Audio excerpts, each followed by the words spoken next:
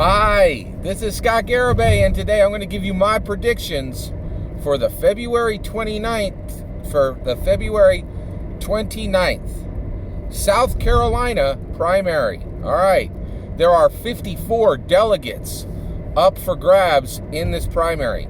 This is our fourth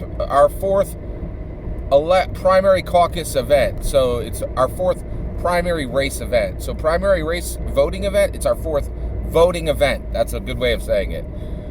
It's our fourth voting event. So we've had New Hampshire, we've had Nevada, we had Iowa.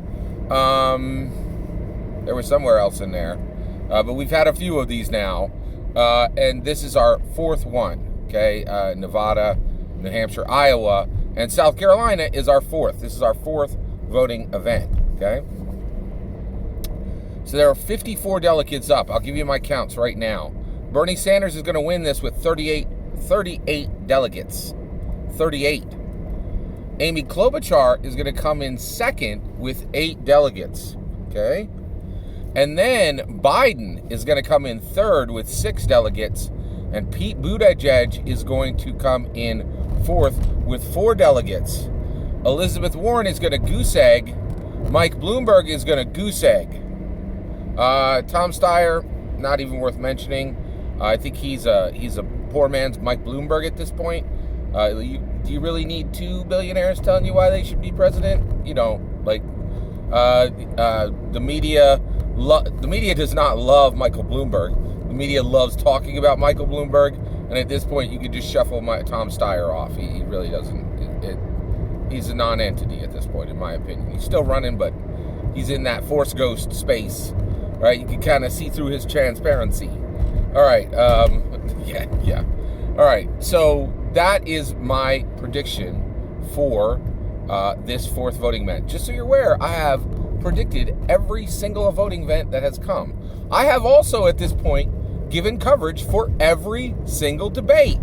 So I'm firing on all cylinders here, baby, like from a coverage perspective. This is really fun. I'm really enjoying the coverage of this political of the 2020 U.S. presidential primary race. Of course, there is some heartache attached to all this. Andrew Yang was absolutely my candidate. Really feel like he had just the world on a string. And it is truly sad to see that we're back to old traditional politics. We're back to non-ideas talked about as innovation.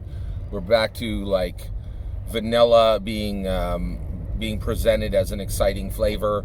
It's just it's a bummer, but this is where we're at. So now we're just looking at it as kind of a horse race, like where are the candidates going to come in? And I love those numbers and all that kind of thing, but that's where we're at. And I am very much enjoying just giving my predictions for for each of the voting events, covering the debates, all those type of things. But like I said, you can find predictions here for every single voting event from the 2020 U.S. primary presidential election. So I'm on record before it happened, giving my numbers, so you can check me for accuracy. And then in addition to that, I have coverage on this channel for every single debate that's occurred, all 10 of them, and I'm very proud of that accomplishment. And so here so let's talk about the South Carolina primary a little bit more. So one, it's a primary, not a caucus. That means that the voting is private. That's very interesting. Now, who does that help? That helps some very specific people. Primaries help voters with a lot of baggage, right? So, and there are some candidates who carry just cargo train loads of baggage with them. When you go, so in a caucus, you have to vote publicly. You have to stand in a corner of a room and saying, I stand up for this person, right? And some of these candidates, so Elizabeth Warren, she doesn't have any baggage. She's about as clean as a candidate gets. She really doesn't have any real scandals or anything. I do remember the whole American Indian thing. Very minor. It's well behind her. She has shaken it off. I'm actually Native American. It never really was. It didn't upset me. By the way, I'll give my bona fides. I'm not like 1111 60s like Native American. My grandmother lived quarter-mile off the Mattaponi reservation. And so I am Mattaponi. Our tribe comes from the Algonquin language family. We are very, very Native American, real deal Native American. So I'm from the Mattaponi tribe. But that never really, doesn't really have any real scandals, okay? Well, boy, oh boy, there's some candidates in here that really do, right? So, or either they have scandals or they have a major optics issue, okay? So scandals, scandals and political problems, right? Scandals, political problems, optics problems, those are very challenging in caucus because you got to stand up publicly for a person. But with the primary, you get to vote in private. You don't have to explain yourself to anybody. And you could vote freely for Mike Bloomberg. He is absolutely the person who will benefit best from a primary vote, okay? Because people can vote in private, right? And you got, like, it would be very hard to vote publicly for Mike Bloomberg. They're like, stop and frisk? Like, you're going to ignore the fact that he did stop and frisk, in New York? And right now he keeps pointing to the successes he had in New York, which, frankly, it'd be pretty hard to say right now that you could disconnect those successes from stop and frisk.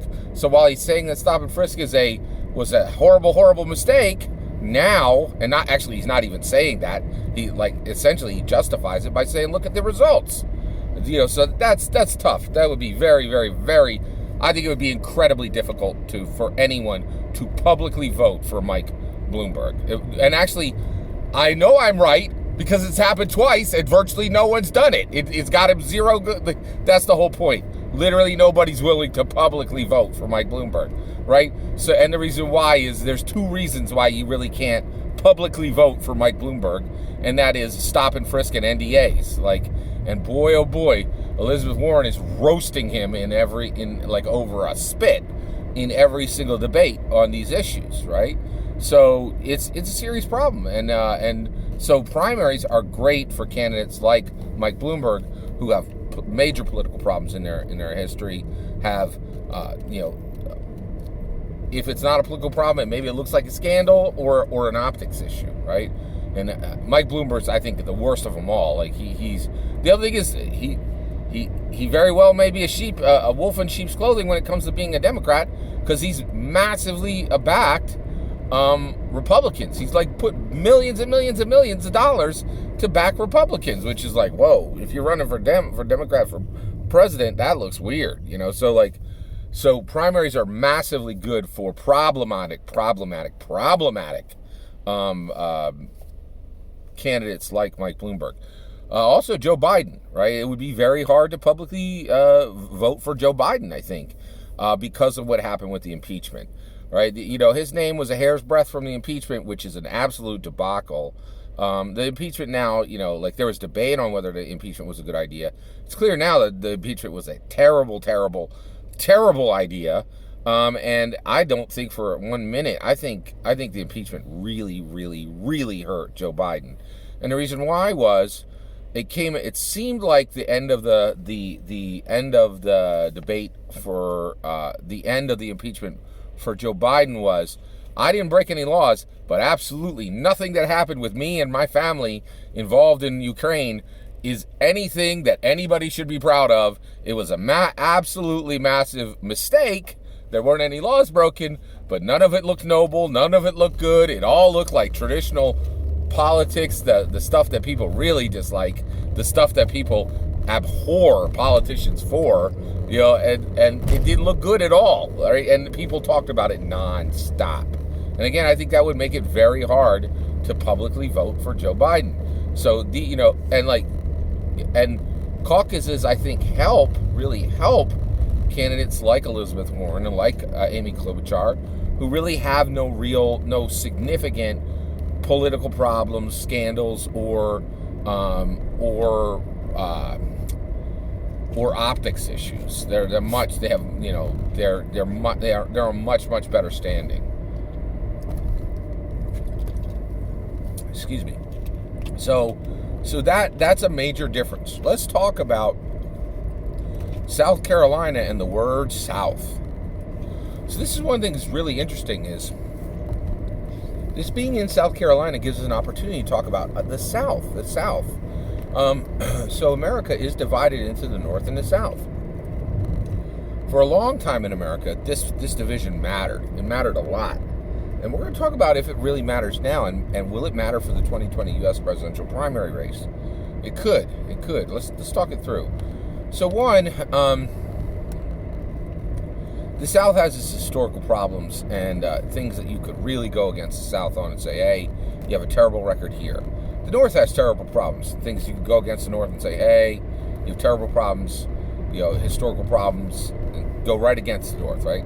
So let's take those historical problems. It's not what we're going to talk about in this term. We're going to just talk about the idealized concept of the South and the idealized concept of the North, the best things about the North and South of America, right? Now, generally, when I think of the South, there is an image that comes to mind, right? It would be a big, welcoming house, right, with a large wraparound porch. And on that porch will be people sitting in really well-crafted wooden chairs. Maybe some of them are rocking chairs. They have small tables next to those chairs. And on those small tables are gleaming glasses, right? Like mason jars of cool iced tea, okay? Everybody's relaxing and just talking on a Sunday afternoon. And it's just kicking back time, just relaxing time. And that's the South to me. That is really the South.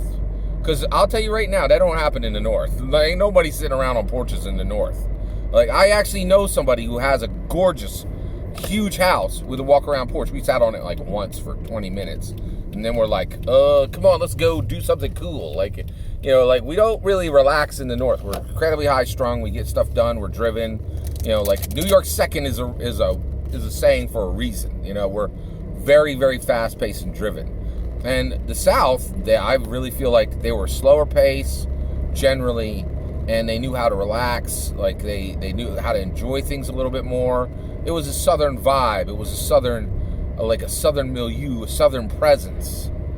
And the question is that alive today? Well, I think there's remnants of it, okay? The reality is, a friend of a friend, I knew he was a coder, he was a developer, and he wrote code for railroad companies. Boy, that's weird, right? Doing the most high-tech job in the world for the most low-tech type of transportation. Really, really strange. So he lived up in Philadelphia, and then he had to move down to Texas, okay? And really, really fascinating. And frankly, his life didn't change one bit. The only thing that changed was he was able to get better barbecue. Every single cool, awesome, good, high-tech thing that he could get up here in the North, he was able to get down in the South. And the reason why is the South has really changed. And get this. The North and the South, the North has just done what it's always done. The South has become a lot more like the North. In the cultural tug-of-war in the United States of America, boy, oh boy, did the North win. Not only did we win the Civil War, but we won the Cultural War as well. And you could see that in the candidates, okay? Not a single one of the candidates identifies as a Southern person, right? Presents any type of iconically Southern aspects. The only one who comes close is Amy Klobuchar, and she has an American stalwart vibe. She has an American stalwart presence, okay? But that's Midwest. That's Heartland vibe. It's a little different than South. It's not much different, but it's a little different, and it is distinct. And so one of the things I look at when I look at this, this Southern, this idea of this is going to be a Southern primary, right? Is it going to be different?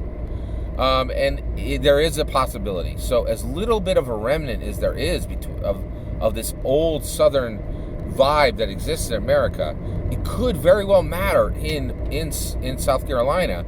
And the reason why is even though it's just the tiniest remnant, first of all, the people who are transforming all these cities in the South, that's the young people, and at the macro level, they don't vote, right? But the people who do remember their great-grandparents being in the Civil War, those people are alive and well in South Carolina, and they vote like crazy.